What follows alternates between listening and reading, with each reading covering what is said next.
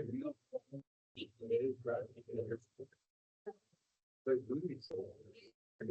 well, honor and privilege. Speaker today. I can, with that is only.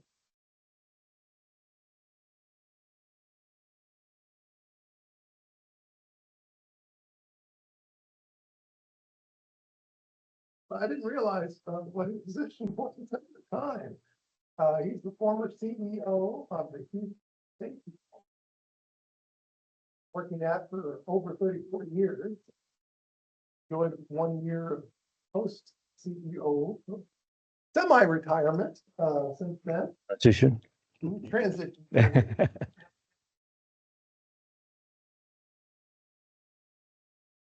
From Honduras.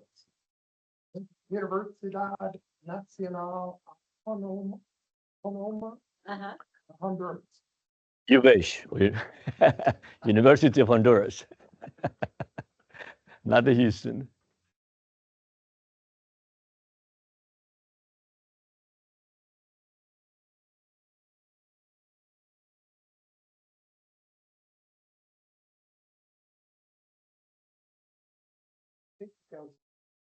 Haven't heard about it. It's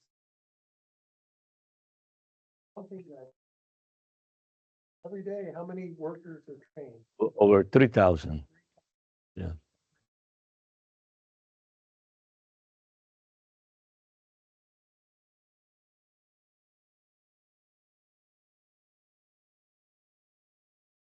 Come on in. Thank you, Steve. Steve and I talked about this topic last year. We were just enjoying the Caribbean and having dinner, and he says, "Why don't you come to college and share what you do, your history?" And I told him, well, one day, very busy. During that time, I was still the CEO of the company, and it gets lonely on the top. We're just you get really busy with a lot of different things. So finally, I appreciate the invitation, and I'm glad you're here. And my objective is just to give you with some takeaways that it will help you in your career. I love college. College is a bubble, which I love it. When I was in college, I became a professor also in the University of Honduras, and I had to pay back my scholarship. I worked for 8 years teaching mechanical engineering, and I didn't want to leave, actually. When it was time to leave the college, I was very nostalgic, a little bit depressed. I didn't want to go. So that happens because college is beautiful. You're being blessed by being here, and not everybody has that chance. So let me tell you a little bit about myself. But before, what you see there is a picture of the industry. I came to Houston in 1988, and Phillips 66 in 1989 has an explosion, very big explosion. We lost 23 people, and very few months later, we have another explosion. That was the arc chemical. And, we are not baking cookies in those facilities. They're pretty dangerous, but at the same time, they're safe. So our objective was to put a team together to avoid the loss of life, because life is priceless. When somebody's gone, it's not going to come back. And it's like a war zone. Being in the industry, when you pass that gate, from the freeway, you see pipes going from one side to the other one.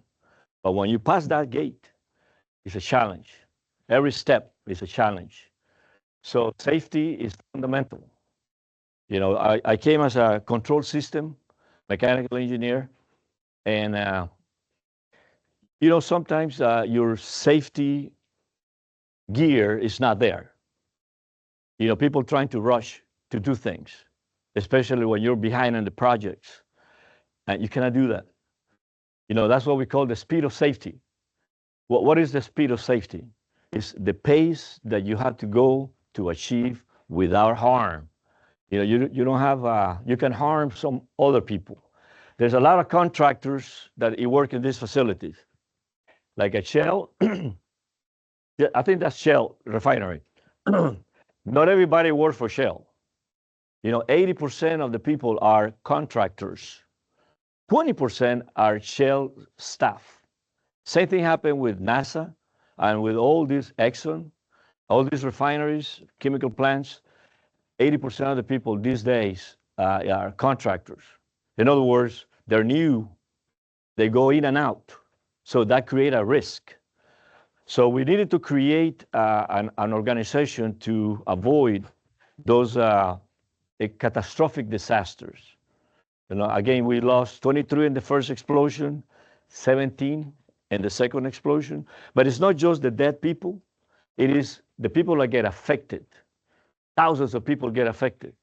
It's not just the physical impact, but also the mental impact. For me, it changed my life because I didn't want to get it in any other refinery. I couldn't pass the gate.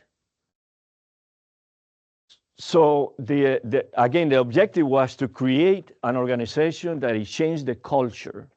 Everybody has a culture. Like here, you have a culture of campus. The culture at this campus is just happiness. For me, being in the classroom is beautiful. It's like heaven on earth. When you get out there, when you finish, it's a war zone. You're going to have to get different hat and think in a different way. So it's all about creating a team. And that my message today is about collaboration, how you work together as a team. Because the problem in those explosions, it was precisely that they were not a team. When you have companies like Brown & Root, you have Jacob, Bechtel, Austin Industrial, every company has a different culture. Either you have a good culture or you have a bad culture. There's nothing in between. So when you finish, you get your career, you're going to be in leadership. You're going to have employees that are going to work for you. It doesn't matter if you want to be a leader or not. You will be a leader. Just by being here, you get that credential, you get a degree, you're going to go in the industry. All the guys that are coming from college, they went working for me, I give them employees. And it's not one or two. It could be hundreds of employees. I used to have 320. There's hundreds of employees. It's a lot of people. And dealing with people, you have to create teams and you have to create the culture. So that's the message, because a bad culture creates disasters. It just create, like you see the astronauts, they just came back. They were in space they're supposed to be 8 days, and they stay how long? Like 200 and plus, almost a year. They were not expecting that. But there was a problem. We will know later what the problems were, but there was a big problem. That's not normal. And it's a team of people. It's not just the astronaut. The astronauts they're very humble to recognize always their team, because there are thousands of people behind those astronauts. Same thing happened in these refineries. It's 1,000. Just to give you an example, Exxon Baytown, there is 14,000 people in that site. 14,000. Shell, 8,000 people in that site. So you see people moving forward, back and forth. Like, again, a mistake can affect one company. Make a mistake, it can affect everybody. Everybody, even the town, because these refineries, the towns, they were built around the refinery. Like Baytown is Exxon Town. Shell is Deer Park Town. Phillips 66 is Pasadena Town. Every town, Galena Park, Arco, Lyondale is Galena Park. All these towns, they have a refinery there. That's normal here in Texas. Well, in where I live, in East Houston. And there are over 400 and plus chemical plants and refineries. And they have no boundaries per se.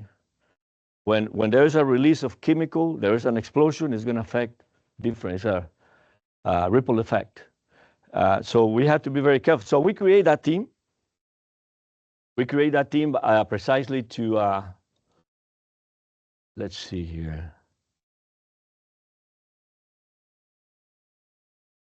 What happened? Click on that. I did. Didn't I click? Okay, Oh, there you go. Okay, working. Technical support, thank you. I want to tell you a little bit about myself, very quick. I grew up in La Ceiba. La Ceiba is a little town in the Caribbean, and it's beautiful. You know, we have the Caribbean Sea, beautiful sunset. But the backyard of us is the Bay Islands, Roatan. How many of you have heard about Roatan, the islands? You have? If you've never been in Roatan, you should, and I'll tell you why. Roatan is the second largest reef in the planet. The number one is in Australia. The number two is Roatan. It's gorgeous. You know, when you are diving, there's no end. It's like being out of space. I'm not an astronaut, but you feel like when you are in a big cliff, there's no end. And it's a cliff that you don't fall. It's fun. And then there is a current, you're drifting. It's a lazy dive. You get in this place, they pick you up like 3 or 4 miles down. You know, just drifting in a wall. It's beautiful. And it's an aquarium. So I was going to Roatan almost every weekend because my friends that were from there, the people from the islands, they're very laid back. I'm not going to say lazy, but they're very laid back. So I had to tutor them. So in payment, I went to their place. So I was part of that island culture. So they call it caracoles. That means conchs. I don't know why they call it conchs because they barely move, and that's their nickname. But it's beautiful. So I grew up in that place. Dolphins, obviously, there are dolphins everywhere around there, and birds. It's a rainforest. It's very beautiful. So we didn't have much money, but I didn't think I was poor because I was rich by having all this nature that the Lord gave me. And United Fruit and Standard Fruit, I have this vintage train. United Fruit, Standard Fruit were the largest companies in the world during that time. You know, Walmart, Sears, they didn't exist. You know, I'm talking about they started late 1800s. They were large companies. You know, maybe you hear about the banana country. So our country is the banana country because they built it. The town was built by United Fruit and Standard Fruit. They build infrastructure, they build hospitals, schools, pretty much everything. The railroad tracks. It was an ideal town, and that's where we grew up. I really was delighted to have growing up in that place. And we had the Mayan culture. You know, the Mayans, they're pretty smart. The Mayans for you, zero is very common because you use zeros all the time, binary or math, etc. But to represent nothing during that time, it was not simple. How do you represent nothing? So they did. So they discovered zero. Not to mention the calendar. The Mayan calendar is more precise than Gregorian calendar that we have today. Gregorian calendar has to be adjusted every 4 years. The Mayan calendar was never adjusted. You know, it's very precise. So they were not dumb. They were very smart people. And they have very good constructions, infrastructure, etc. And they observed the space. So they knew the seasons, you know, how to plant, you know, from fall to winter to spring. They knew all that stuff back then. So they're very smart people. So that's our heritage. Not to mention that we are half Jewish too. You know, we have the very kind of a weird mix between Hebrews and Mayans. So that's our inheritance, but not very common. So our topic today is about being hungry, humble, and smart. Why I get this topic? Because again, this topic is about building culture, and you have to be very intentional to build culture and the team. When you're leading, you got to have a culture. You got to have an identity, and if you don't have that identity, people are going to get confused. So some of the principles I want to discuss is uh, how you can enhance creativity in a team. So I got a few aspects here that I want to touch base real quick. And we're going to talk about skills, diverse skills. You may be working on a project, everybody's going to have different skills. And that's okay. It's not about right or wrong. So, you're looking for different types of skills in that team because that's going to more, they're going to be more creative and they're going to work together much better. Then you touch base on communication, how you communicate. For instance, English is my second language. When I came to Houston, so to learn a new language, you had to be willing to speak horrible. And then you learn the language. If you're not willing to speak horrible, you're never going to learn anything. You're going to stay just with English. When I went to Italy, I had to learn Italian because in Europe, every country has a different language. If you go to Germany, they speak German. If you go to France, they speak French. If you go to Belgium, they speak Flemish. Every country has a different language. Greece, Spain, they all have different language. So if you want to travel in Europe, you got to speak more than one. And that's what happened with the Europeans. The Europeans, they speak 3, 4, 5 languages. My classmates, they were amazing. I was happy just to speak Spanish and Italian. I came to Houston, got to speak English. And the communication is very critical. So when you communicate in the team, you have to understand the culture. Because many things that you say, it can be the same word, the meaning is going to be different. And that can be dangerous if you're not connecting. So that connection is very critical. And so communication has to be very clear. And also, you have to empower autonomy on the people. You have to own it. You cannot blame somebody else. We have a culture of, it's not my fault. Cannot be that way. It's not my fault doesn't exist in our team. You have to own it. You're going to have that autonomy, but also make mistakes is fine. Maybe you can make mistakes, but don't try to justify it's not my fault, somebody else. That's another thing.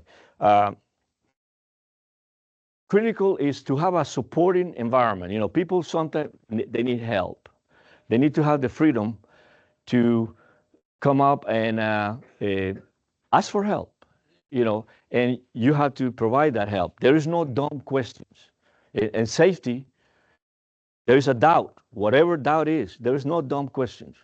So you got to have that support environment where people can collaborate and work better. How about objectives? Very clear objectives. When people are wishy-washy, they don't know where they go. It's like having a boat in the ocean and you don't have the GPS. Where are you going to? So very clear objectives. You got to have a good budget. Cost is critical. Every day, you have to measure success. And so those are the objectives. That's the only way to measure success. And recognize. It's very interesting to know when somebody tell you, job well done. Always you have to recognize those people on the team. And that's by building this team. And opportunities for learning every day. If you're not learning, you're dying. How many of you already control AI? Everybody knows AI clearly or is still working on it? Artificial intelligence, if you don't know much about it, you should, because we got to use it. Artificial AI is a tool that everybody needs to start using it. I know it's not new, actually. AI has been around for a long time. It's become more popular these days. But again, talking about learning, you have to continue learning. And work balance, emotional intelligence. If you start working all the time, life can be very routine. You wake up, you take a shower, you get ready, you come to class, you go back. It can be very routine. but you got to have this balance on your personal life. Things that you have to do for yourself. And nobody can help you with that. You have to do it yourself. So those are just elements. I know it's common sense, but as we get into the routine, we forget about it. And so that's building that team, because you're going to be in leadership. You have to be able to make sure you got all those ingredients. So being humble, there's a definition: recognizing one's strengths and weaknesses without arrogance. In other words, you don't have to brag about yourself all the time. It's in Spanish we call bufón. A bufón is a bragger. He brags all the time. Those people, the opposite of humility is to be a bufón. And they're really not very welcome in a team. If you're not humble, like I want to tell you, for instance, in my case, I came to the United States in 1988. In Texas, in that region, I don't think it's the case here in Longview, but in Houston, we have all these little towns: Baytown, Pasadena, Deer Park, Galena Park, LaPorte. They're very cliquey towns, okay? They're very cliquey towns. So I'm an outsider, and I operate as an outsider very well. I have no problem.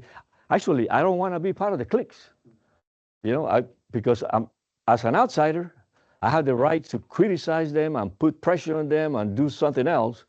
It's like at my board, I have a board of directors that is 11 big ego companies, representative. They're huge companies. These companies are billion-dollar companies plus, very large companies. So when they sit down at that table, those individuals have a very big ego, and they have their clique.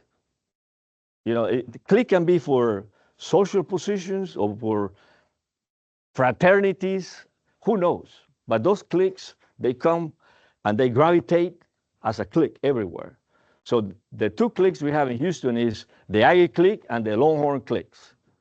Those two, Longhorn, and you come from Laterna, you're going to be an outsider.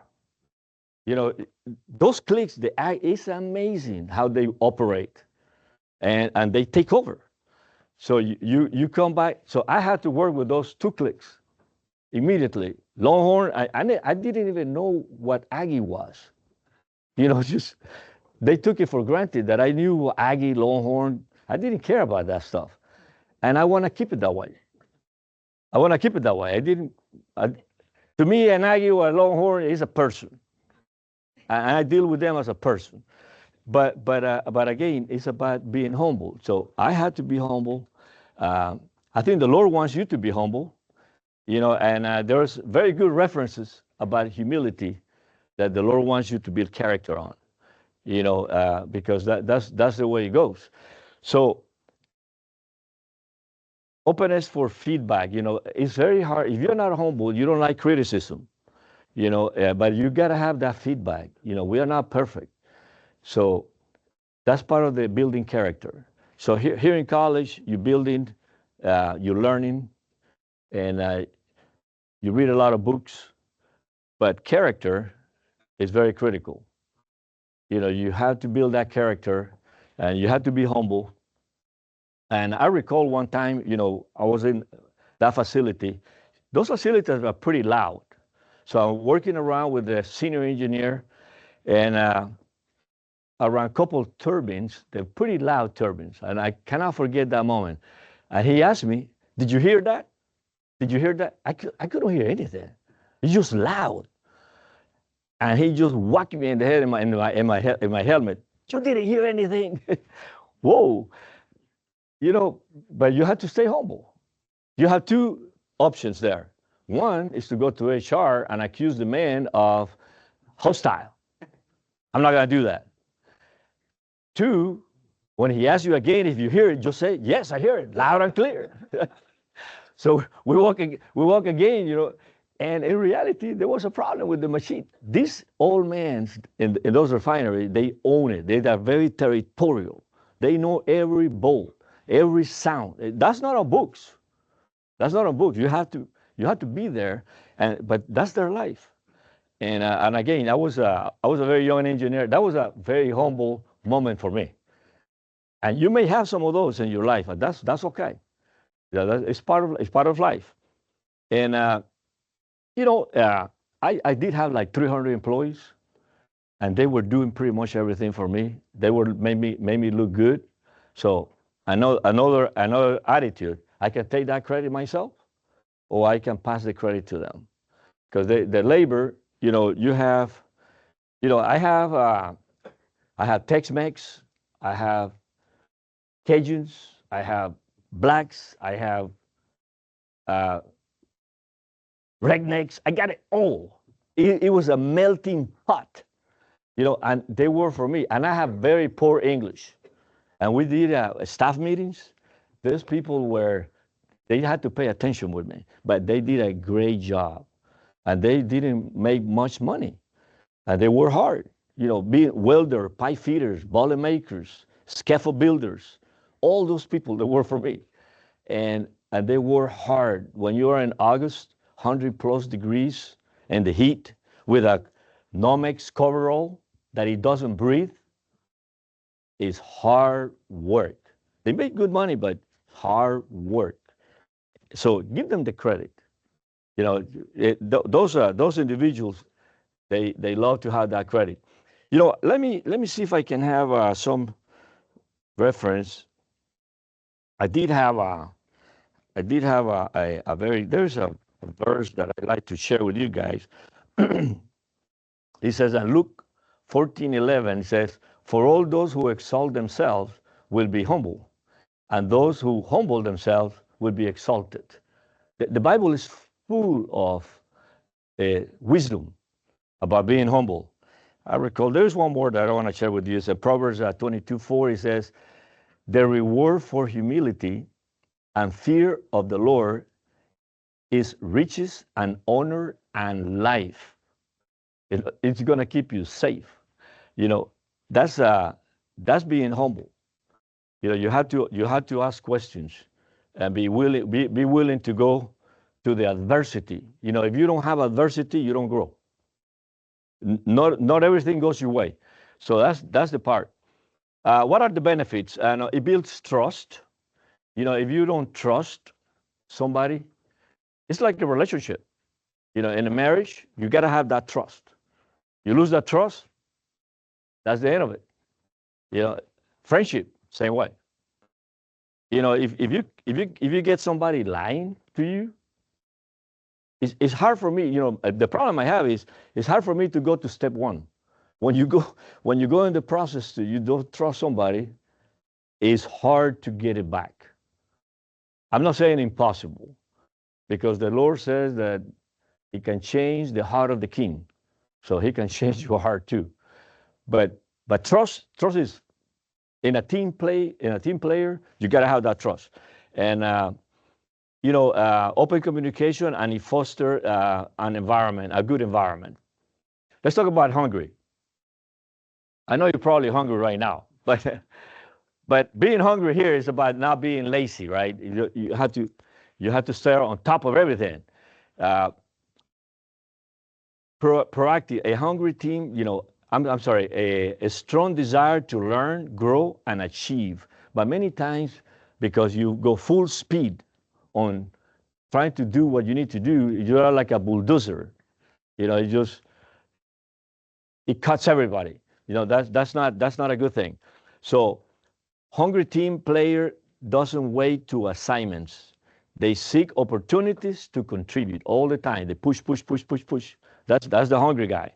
Uh, Try to improve, you know, whether through additional training, mentoring others, they consistently pursue growth. You know, in our company, my mentality was, if you're not growing, you start dying. You have to grow. You know, like I said, we started that company with $80,000 in a garage, and now I want to show you some pictures. That's the legacy that the Lord let me have, because that's my legacy. We started from zero, but it's about being hungry. You know, if you're not hungry, and it's very dangerous to be too comfortable. You know, we live in a beautiful country. We got everything. We got everything here. You know, we don't need much, and It's very easy to not to be hungry. So benefits is you have to motivate others, inspire somebody. That's one of the main benefits. You know, I'm very competitive.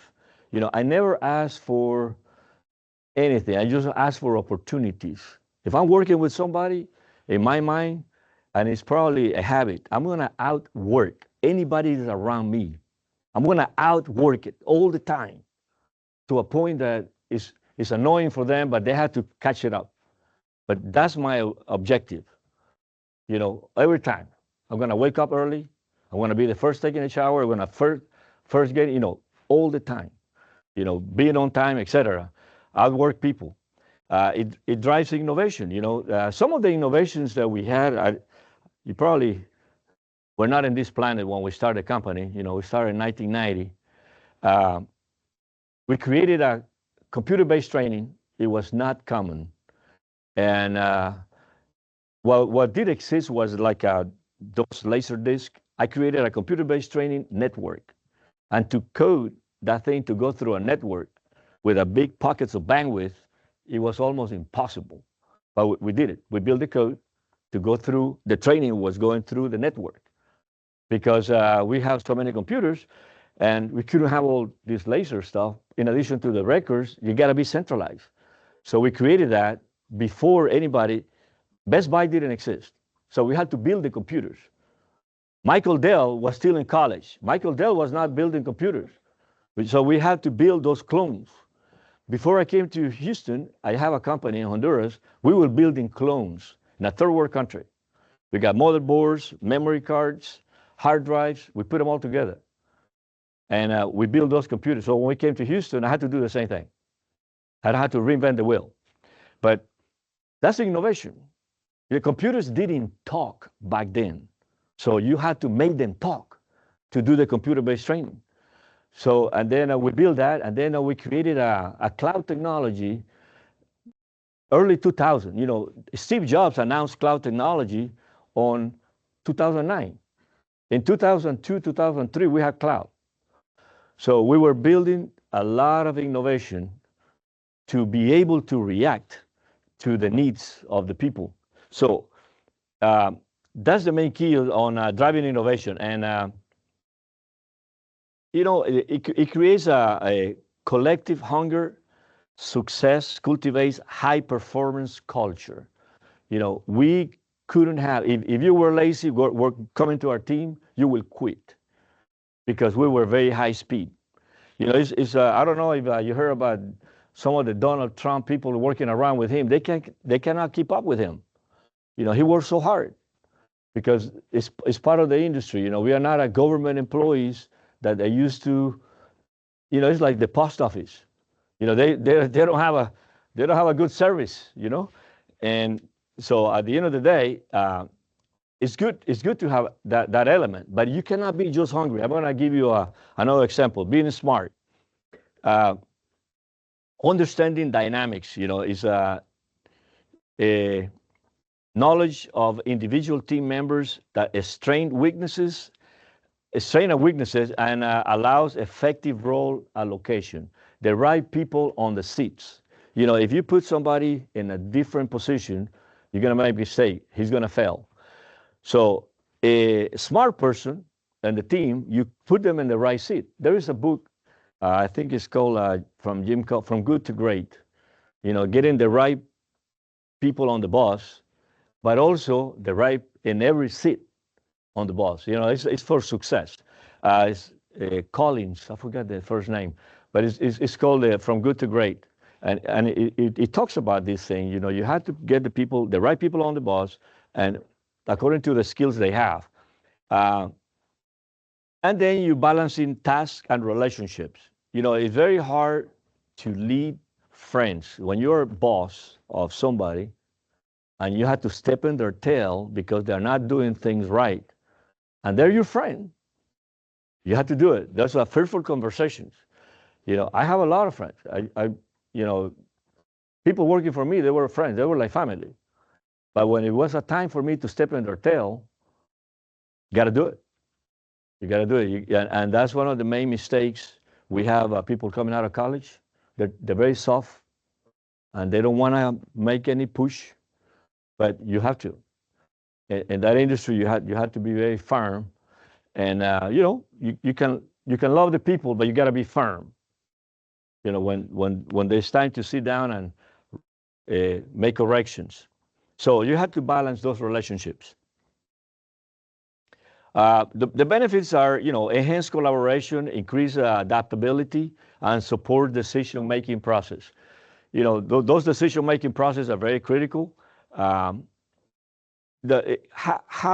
can we understand how people feel? Our culture. I grew up in 50. I was born in 58, so I'm maybe a baby boomer.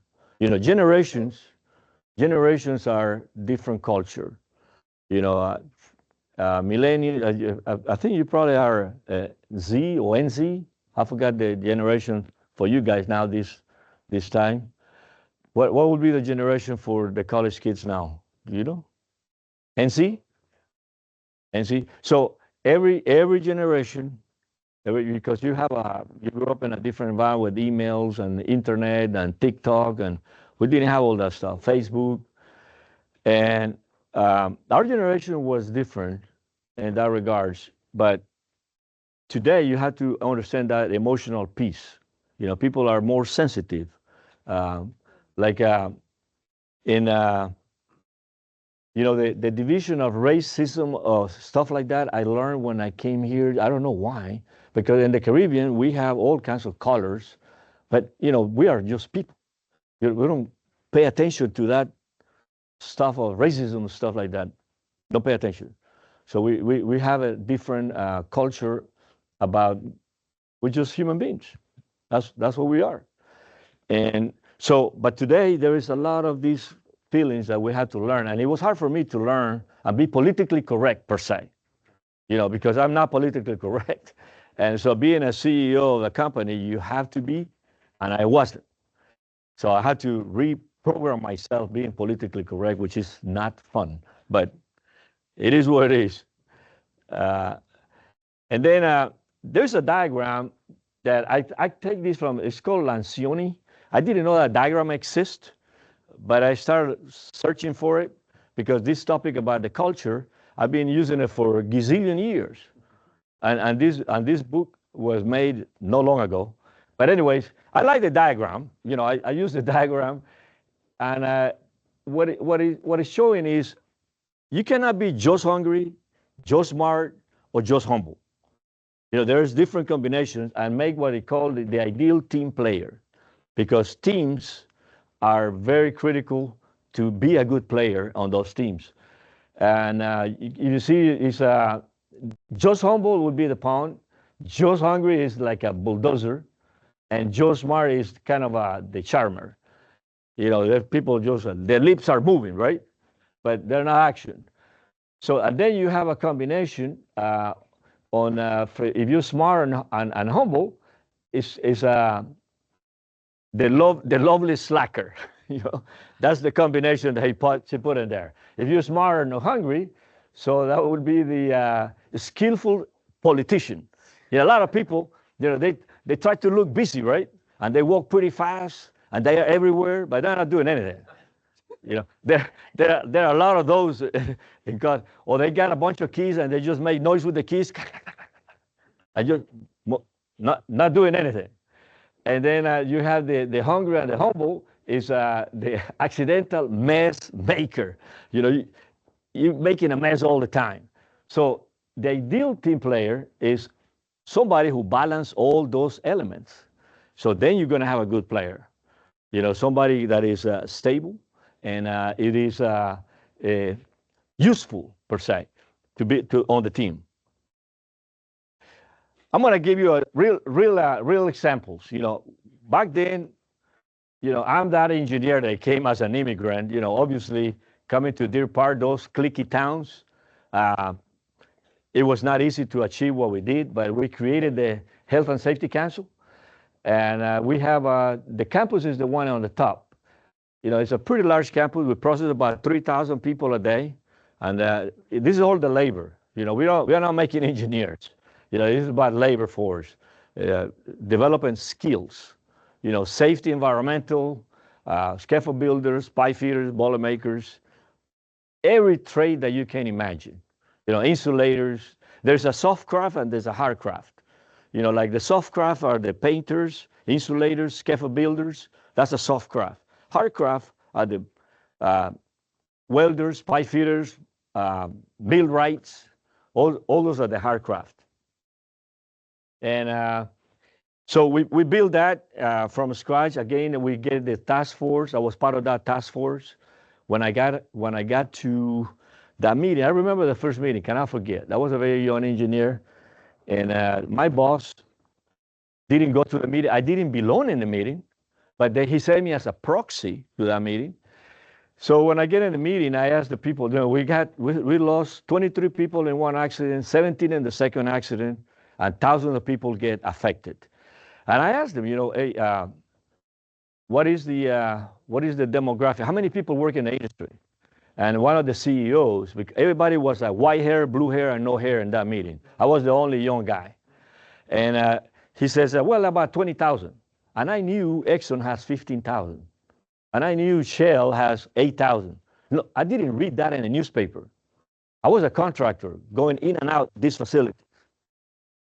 And I told her, sir, you are crying for all these people. You don't even know who they are. So I remember I have a cup of coffee, and I just threw that cup of coffee on the wall and walked away. Very upset because they were lying, that they care for these people, and they didn't even know who these people are. So I left. I got to the office, and the boss asked me, hey, how did it go in the meeting? And I said, well, I don't think we're going to get invited again. And he said, well, tell me more. So I told him, I thought I was in trouble with him. I said, hey, you're right. Because they didn't have a database centralized. They didn't have anything. And they were crying for these victims, and they didn't care. So 2 weeks later, they called me, and they said, hey, let's talk about that database. So, well, we just need to build it. And says, so who's going to build it? So that's when I built the first database in DBase 3, a software that you probably don't know what that is. DBase 3 is a DOS-based software. And so I built it on that.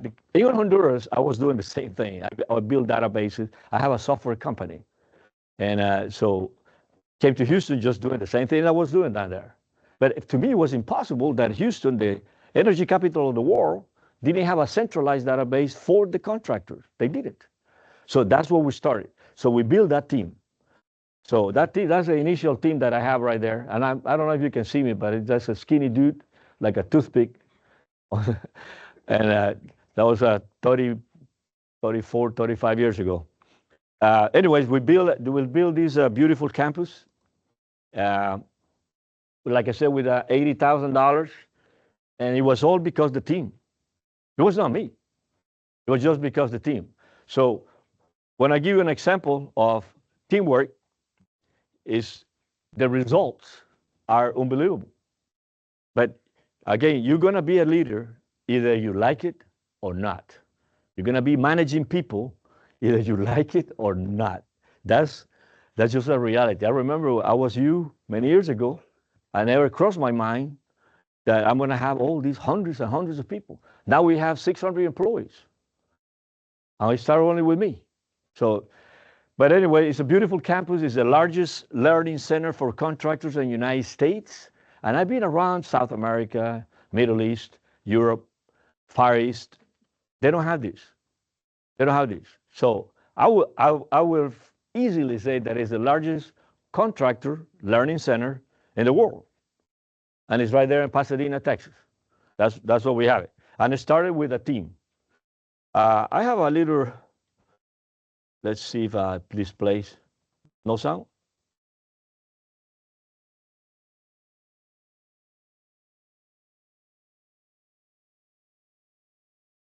Okay. No, it's zero here. Top over there. It's zero.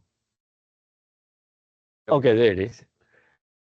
It's a little evolution of the association.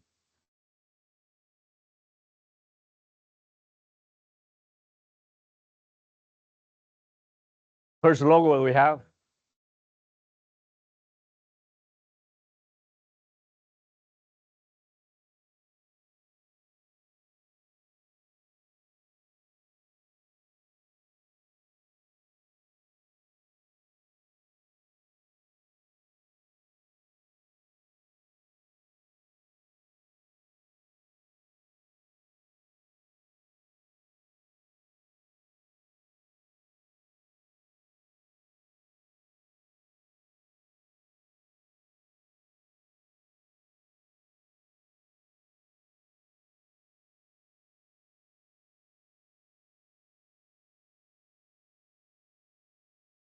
So I was working around the whole world talking about the Houston Area Safety Council.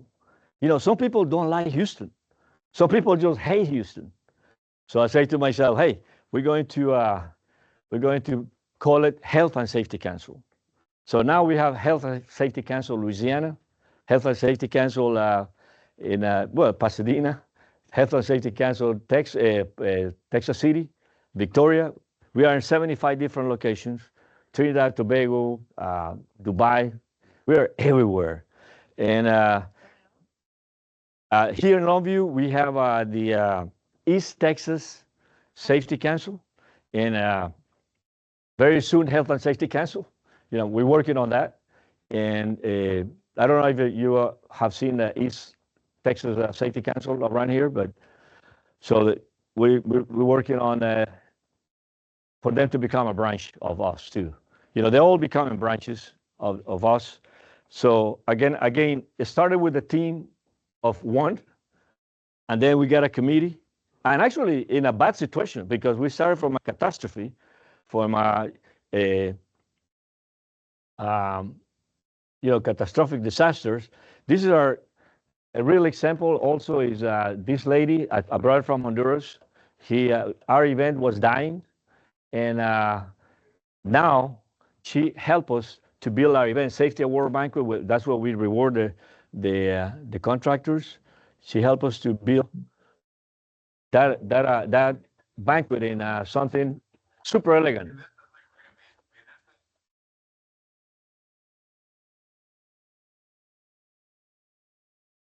All the honors representatives.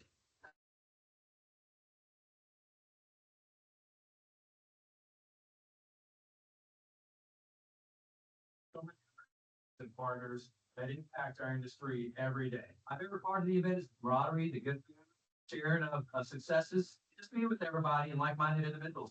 It's like a family reunion of sorts. And being able to see a lot of old friends, but also the recognition side of it, being able to see the very best of the very best of the very best be recognized. Really the best banquet yet. This is the Grammy of the industry. So those are real examples of success that we have from, again, from nothing to something. I think time is up. And if you have any questions, yeah. If you have any questions, feel free to, yes. So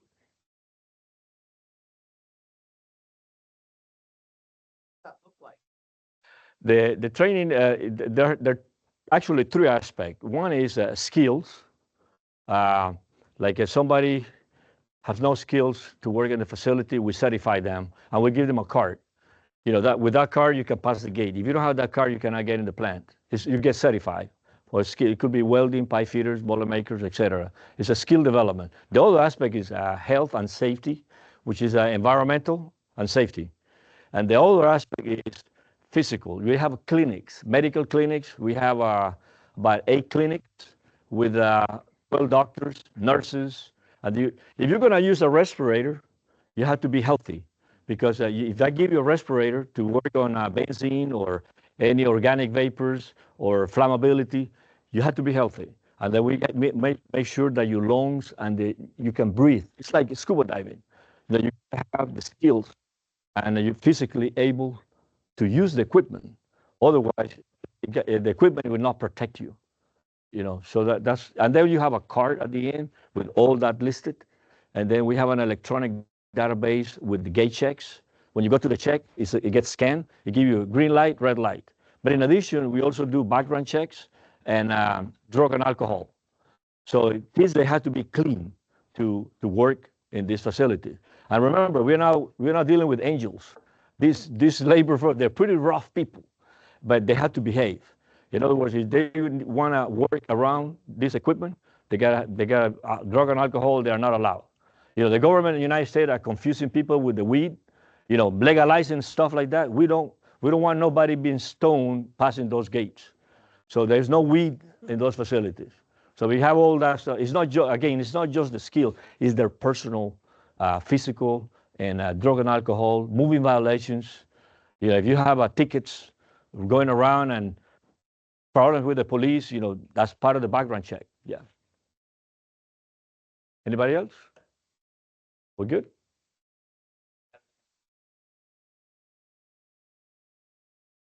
Maybe we'll talk later about that. Yes. You want to speak with our speaker? Joel. Say not to join me about the importance of our guests. So join us at the presidential dining room in the Corner Cafe. If you don't have a meal plan, we can cover you. So just check with me and we'll pay for your lunch.